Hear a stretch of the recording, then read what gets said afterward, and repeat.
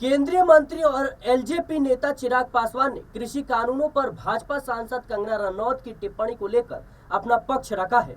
उन्होंने यह भी कहा कि उनके बयान विवादित हो सकते हैं, लेकिन वह अपने मन की बात कहती हैं। उन्होंने कहा कि मैं कंगना से नाराज नहीं हूं, लेकिन अब वह सिर्फ एक कलाकार नहीं है बल्कि एक राजनीतिक पार्टी की सदस्य भी है। मैं इस तथ्य को स्वीकार करता हूं कि आपकी अपनी निजी राय हो सकती है, लेकिन जब आप किसी राजनीतिक दल का हिस्सा होते हैं तो यह आपकी जिम्मेदारी बन जाती है कि आप उस पार्टी के विषयों को सामने रखें। इसके साथ ही चिराग पासवान ने कहा कि वह राजनीति में नई है, उन्हें चीजों को समझने में समय लग रहा है, लेकिन वह बुद्धिमान है और वह इन बातों को जल्द ही समझ जाएंगी। इससे पहले रनौत ने 3 कृषि कानूनों को वापस लाने के बारे में अपनी टिप्पणी वापस ले ली। उन्होंने स्पष्ट किया कि उनके विचार व्यक्तिगत विचार थे और भाजपा के रुख का प्रतिनिधित्व नहीं करती।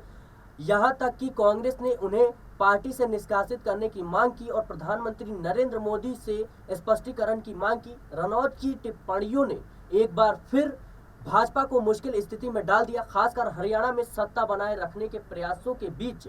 एक ऐसा राज्य जहां कृषि कानूनों को निरस्त किए जाने से पहले उनके खिलाफ महत्वपूर्ण विरोध प्रदर्शन देखा गया था।